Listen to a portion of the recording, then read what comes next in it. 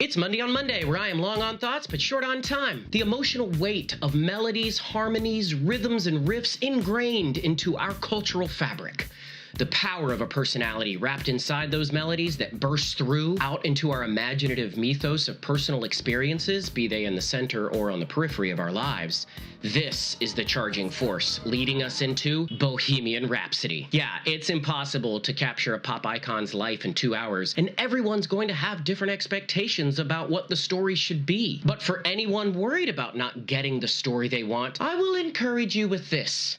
Rami Malek's Freddie Mercury is so completely immersive, heartbreakingly stunning, that he brings everything that might be narratively missing from the film into his performance. The graciousness and work ethic reputation of this immensely talented actor is organically pulsating through every moment, scene, and relationship on screen. And coupled with the charmingly honest performances from every member of the band, they all certainly succeed in making Queen as a whole feel like our friends. So this film wasn't really about Freddie's life, but rather one part of it as bookended by the film, the Live Aid concert, or what we couldn't have known that made that moment so impactful for everyone. And so where it dug into this part, it felt glorious and sadly beautiful. Underneath the optics of this event, the story told is of someone's need to know you are loved, and that's enough in order to begin the journey to true peace before death. Side note here, yes, Mr. Rogers reminded us of this every time he was on TV. And luckily we got that reminder on the big screen with Won't You Be My Neighbor earlier in 2018. But we keep forgetting that Mr. Rogers was talking to everyone, from the child who'd never leave their hometown to one of the greatest music legends of our time. You are loved.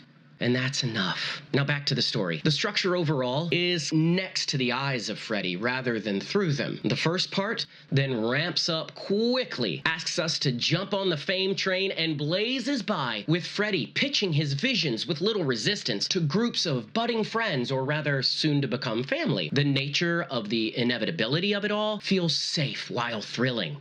The nostalgia-tinted glasses are in full effect, and I didn't care. But then the story in the second part attempts to slow down this fame train in order to explore Mercury's experiences of the brokenness of our world. Such things as self-doubt, shame, loneliness, all while he pushes everyone away. Until, overcome by exhaustion, he's stopped thrashing long enough to hear how he is, was, and has been loved. All of this while also learning of his own mortality in a very tragic way. Admittedly, the glossy sheen from the first part is never fully removed. And as a result, this would be where I'd think anyone looking for the deep personal revelations to be nuanced would have the most problems. Either way, the thrust of the third and final part crescendos beautifully into a twofold celebration of who Freddie was as a person, with his family, friends enjoying him for him, and of the grace-filled mending of relationships between them. Reconciliation and relational healing, pointing to a hope for the renewing of our bodies, minds, spirits, and the world around us. All of this shared desire